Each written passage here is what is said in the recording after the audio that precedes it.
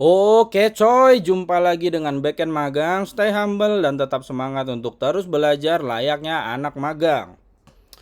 Ya seperti biasa, sebelumnya terima kasih untuk yang udah support Backend Magang sejauh ini. Jadi ya, teruslah support Backend Magangnya dengan cara subscribe, like, dan share ya supaya Backend Magang ini selalu semangat gitu untuk meluangkan waktunya berbagi pengalaman-pengalamannya di dunia kerja. Kira-kira gitulah ya. Dan ya terutama semoga buat yang nonton ini semua sehat-sehat dan lancar-lancar terus karirnya. Oke, jadi biar nggak banyak cincong, di sini kita bakal lanjut part 2 dari ngebuat simple e-wallet menggunakan Go ini gitu ya. Jadi kalau kemarin di part yang satu kita udah bahas tentang register new usernya. Nah sekarang di part kedua ini kita bakal bikin API-nya buat apa namanya itu buat top up balance sama read balance-nya gitu.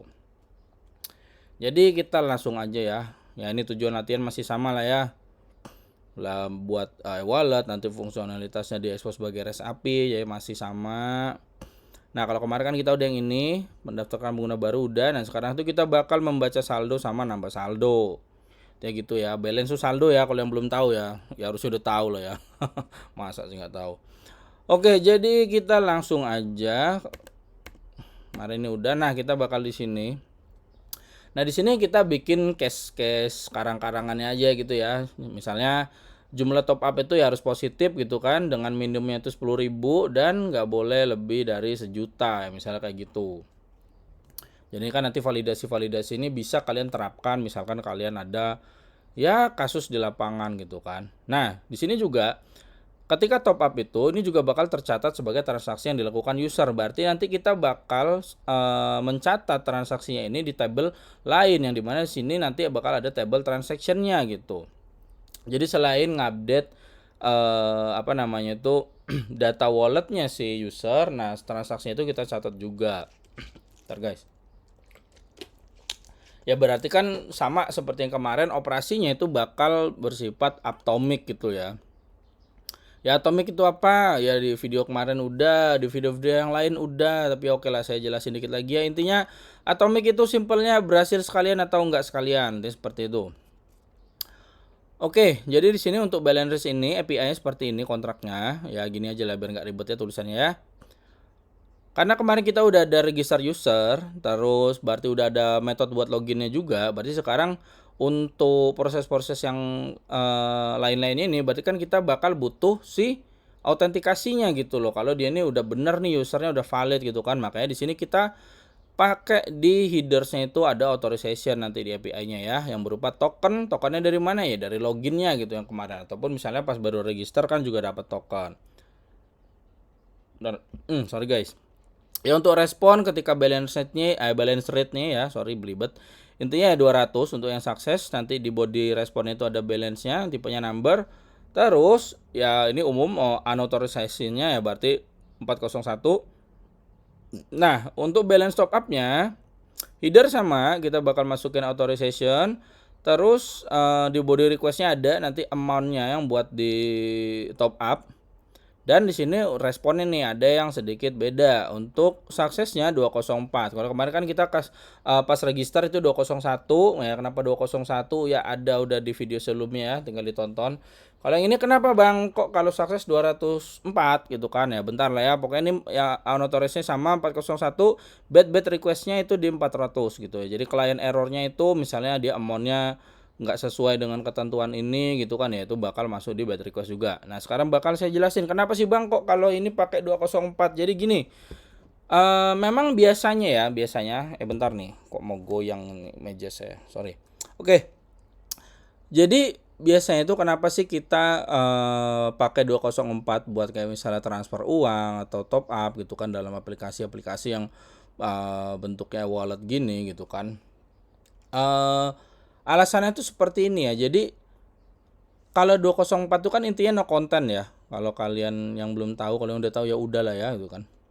Jadi intinya tuh respon code 204 itu tuh menunjukkan bahwa permintaan tuh telah berhasil diproses, jelas ya, sama dengan 200. Cuma di sini tuh nggak ada konten yang perlu dikembalikan dalam respon gitu. Jadi ini memang cocok buat proses seperti kayak top up, transfer uang itu kan, dimana tuh keberhasilan operasi ini yang paling penting itu, bukan apa yang dikembalikan ke klien gitu.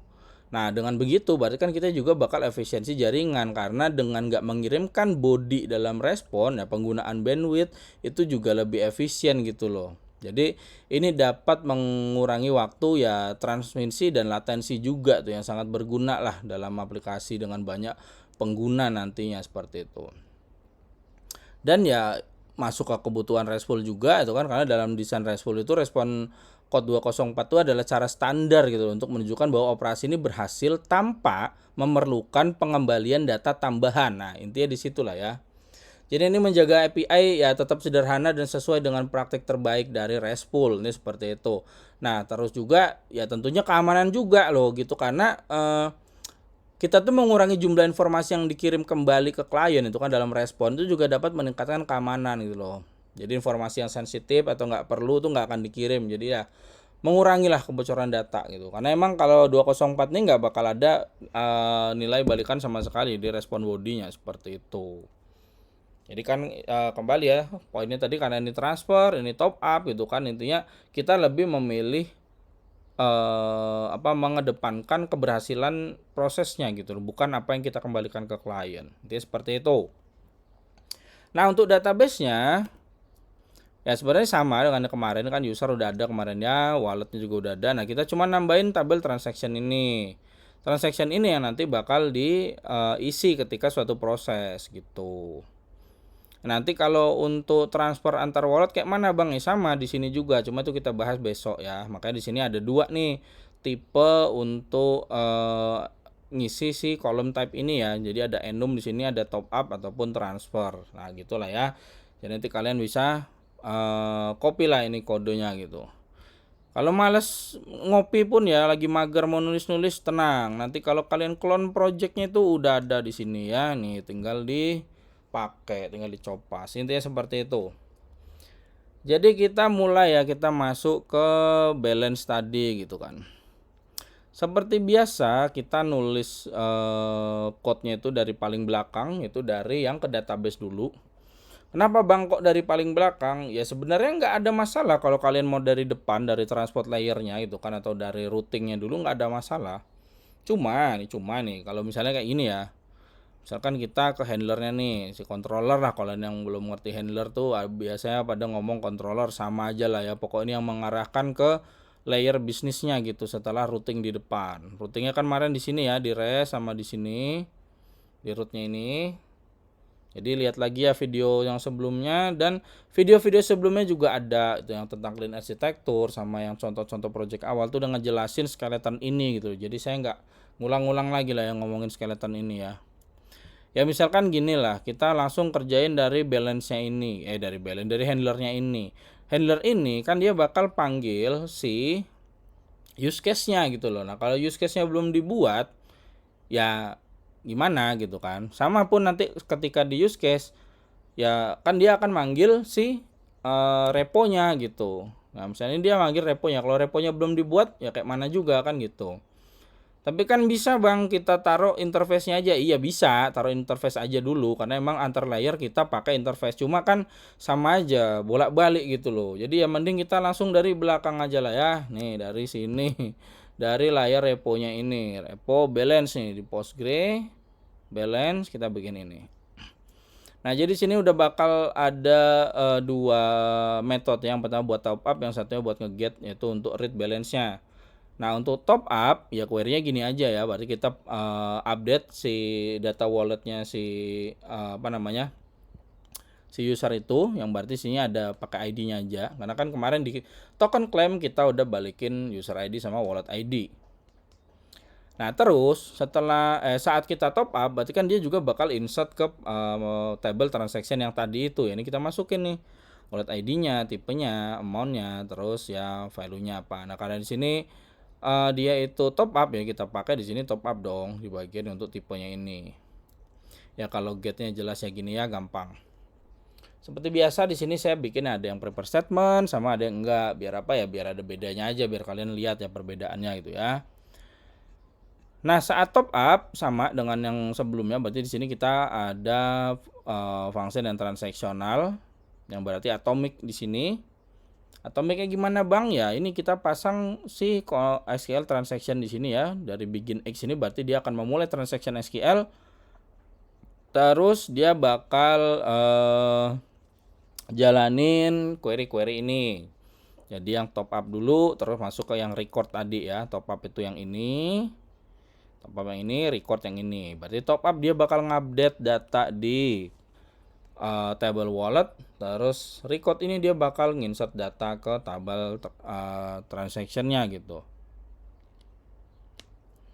Jadi ketika dia atomic berarti ketika di sini gagal ya dia berhenti. Ketika di sini gagal ini udah jalan udah berhasil, tapi yang di sini gagal ya dia bakal berhenti dan dia batalin semuanya. Maka itu maksudnya atomic ya, antara berhasil sekalian atau enggak sekalian. Jadi kalau enggak berhasil ini semua dibatalkan, di rollback.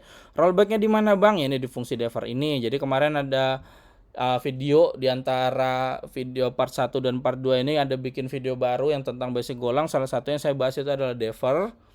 Jadi intinya defer ini saya ulang lagi, pokoknya ini akan jalan setelah semua code di sekitarnya selesai. Jadi misalnya dia lagi di sini nih ternyata error, kan kita bakal return, berarti kan tuh sekitarnya udah selesai tuh, karena kita nggak bakal jalan ke sini juga kan.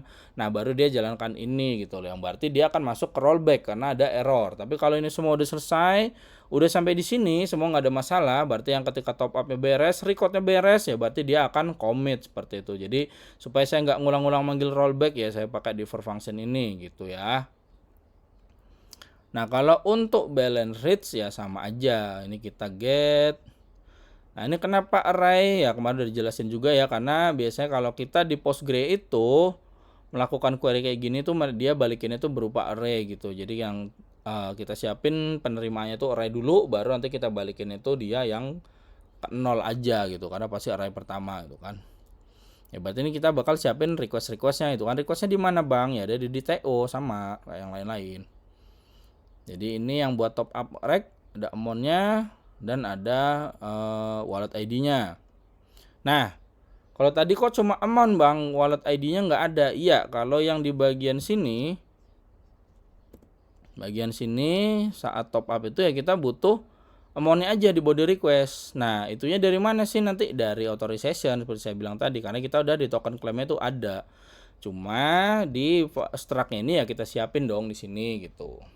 Nah, ini validasinya sama kita pakai Ozo.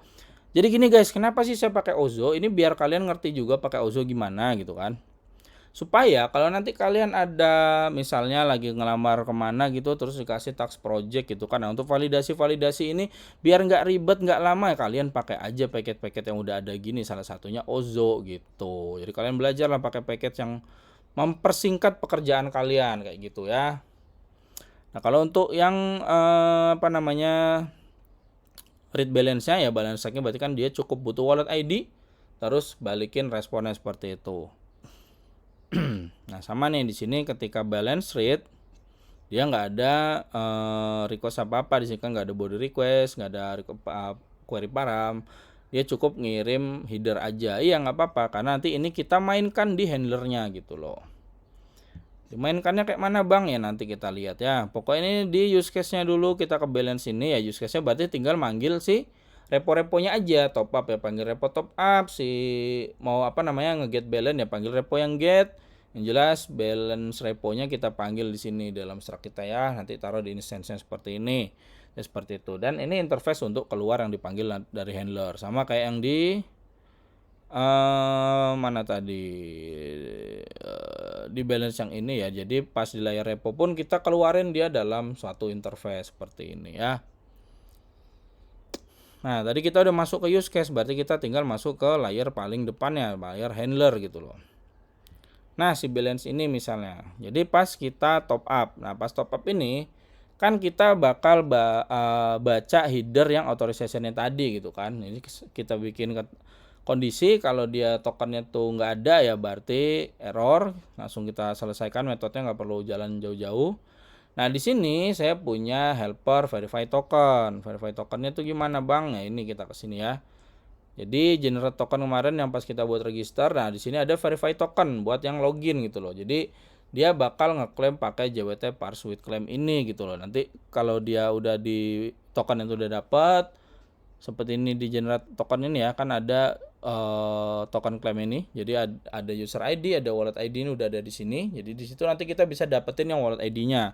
Makanya tadi pas request dari depan itu cukup header authorization aja, di handlernya yang kita mainin buat dapetin data ini. Jadi ini intinya buat verify token itu ini udah langsung dari paketnya si JWT gitu ya. Jadi kita tinggal pakai aja. Pokoknya kalau ini klaimnya berhasil berarti ya tokennya itu valid, intinya seperti itu. Nah, kita kembali ke mana tadi handlernya. Nah, ketika dia udah verify token ini berhasil, berarti kan data klaimnya pun kita dapat nih. Ya udah kita siapin aja DTO yang buat request tadi nih, dimana tadi kita butuh amount sama wallet ID-nya gitu kan. Ya untuk yang si amount-nya kan kita bisa langsung decode dari requestnya. Jadi nanti dia bakal masuk ke si post DTO ini. Nah, post DTO ini tinggal kita validate. Karena validate yang paling penting di sini kan yang ada di ketentuan ini.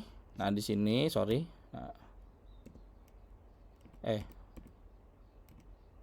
mana sih? Nah, ini ketentuan ini kan kita cuma cukup bawa top up itu bawa amount doang gitu kan. Ini top up dulu ya balance yang atas ya. Ini amount doang. Ya udah kan yang kita butuh validasikan ya itu aja, karena si wallet ID-nya itu kan udah dari token claim, udah dari proses loginnya gitu loh. Jadi nggak perlu kita validasi lagi. Seperti itu. Ini validasinya required ya, berarti dia harus ada yang min sama max-nya ini gitu.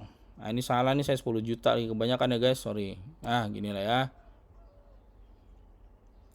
Dan lebih dari 10.000 nih, salah tulis juga saya nih.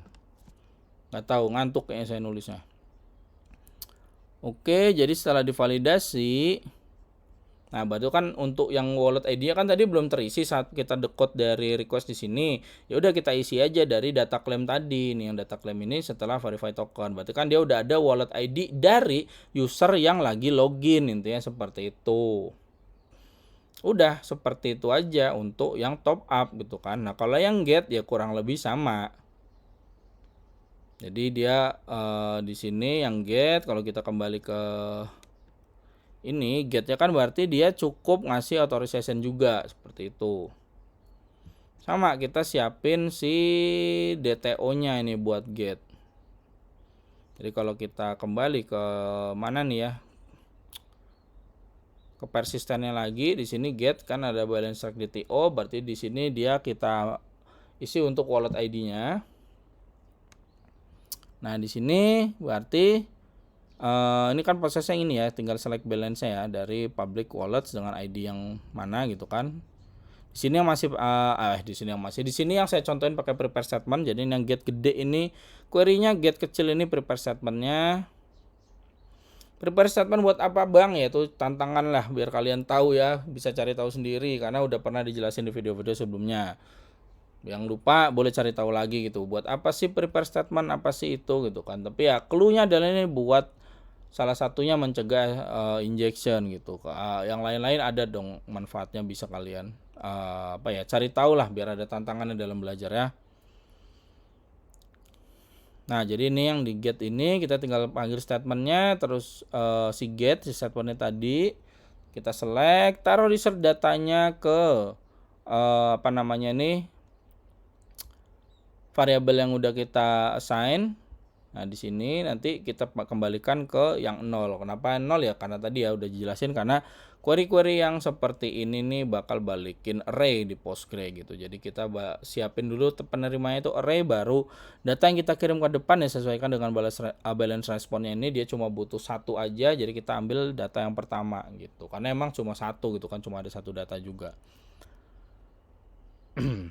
Oke, jadi itu use case-nya ya sama lah ya. Use case-nya berarti dia pokoknya tinggal panggil repo. Nah, baru kita ke handlernya. Nah, sini get sama, kita bakal panggil authorization gitu. Nah, ini juga bisa jadi challenge buat kalian, dimana nanti untuk pembacaan token string ini dibikin aja suatu fungsi bisa juga gitu. Cuma ya karena ini simple, makanya saya nggak bikin fungsi sendiri gitu. Nah, setelah token string dapetin dari header authorization tadi, ya berarti kita tinggal ke data claimnya. Data claimnya selesai, kalau berhasil berarti dia bakal dapat wallet ID-nya di sini. Udah tinggal balikin data. Nah, kalau dipraktekkan kayak mana, Bang? Nah, kita praktekkan lah ya.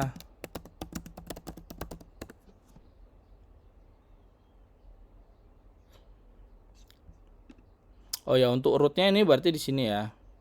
Ini root yang paling dekat sama si bisnisnya ya di sini. Ada balance top up, balance rate. Nah, ini nanti root paling depannya di sini ya kita panggil. Nah, ini kita panggil, berarti rootnya kita itu dari domainnya, terus bakal API. Dalamnya ada ini, kalau kemarin user, di dalamnya balance ya balance. Nah, balance ini nanti paling dalamnya apa? Yang di sini nih, yang balance top up sama balance rate. Oke, jadi kita coba buat balance sheet dulu ya. Misalnya di sini saya mau pakai akun yang backend magang pertama yang kemarin dibuat. Kemarin kan kita bikin dua ya di video sebelumnya, itu ada backend magang sama backend magang 2. Ini bakal login untuk si backend magang yang pertama dulu. Ini udah kedua tadi, yang pertama dulu ya. Yang pertama tuh dia nggak pakai angka ding. Nah, gini.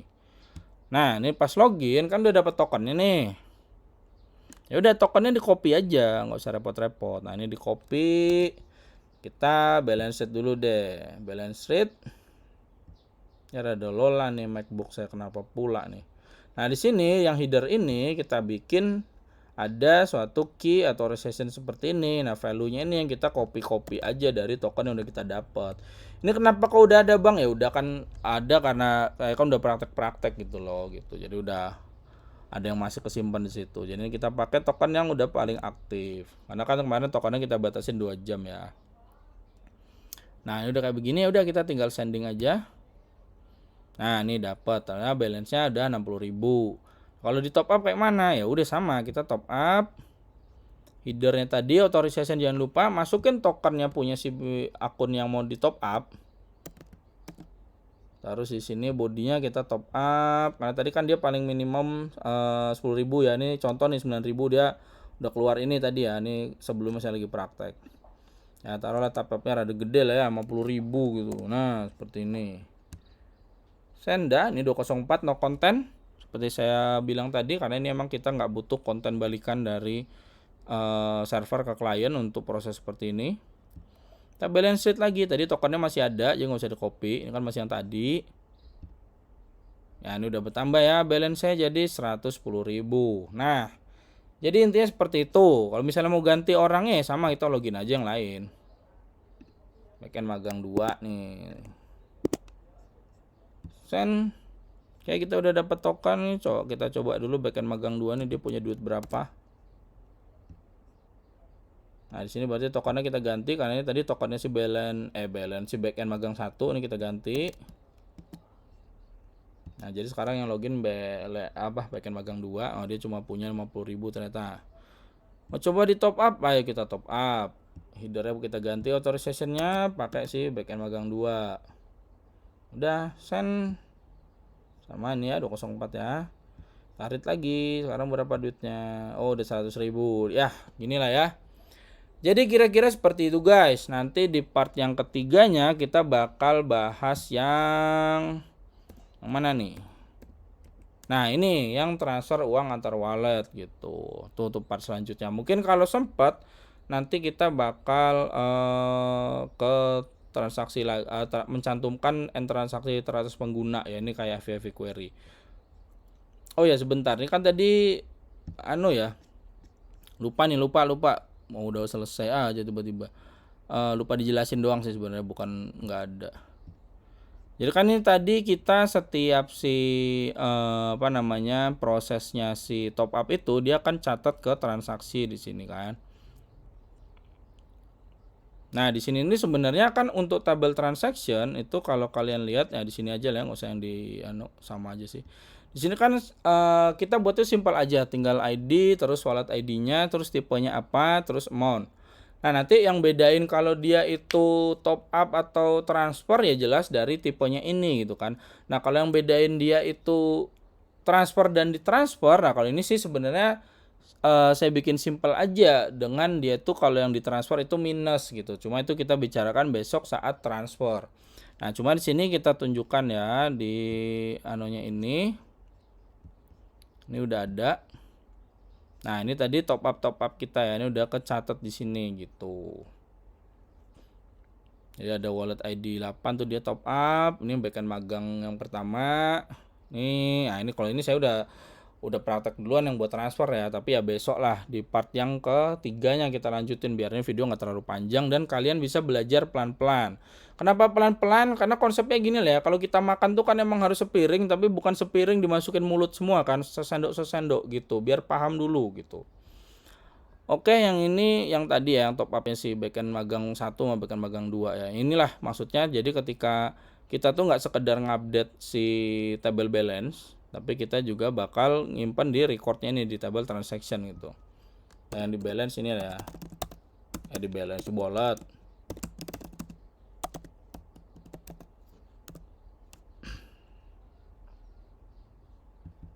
Nah, jalan yang ini aja.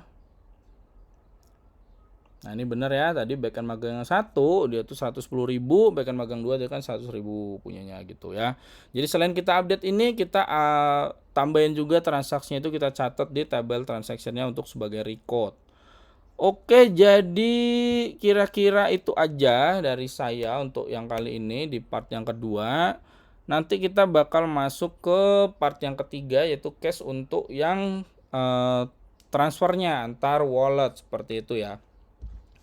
Jadi siap-siapin aja. Nah, ini seperti saya ingatin sekali lagi, ini link untuk reponya ada di GitHub saya. Nanti saya taruh linknya itu. Linknya ada di repo, salah ya. Ya emang repo ya, pasti ngarah ke linknya ke repo gitu. Maksudnya linknya ada di description video gitu. Jadi kalian bisa copas linknya terus clone projectnya biar kalian bisa terbantu juga belajarnya di rumah gitu ya.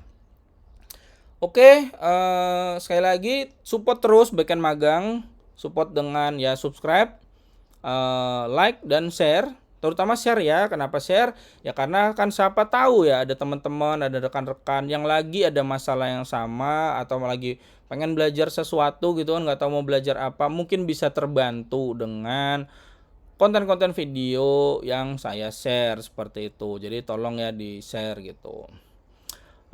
Intinya gitu aja lah ya. Sekian dari saya. Terima kasih. Salam backend magang.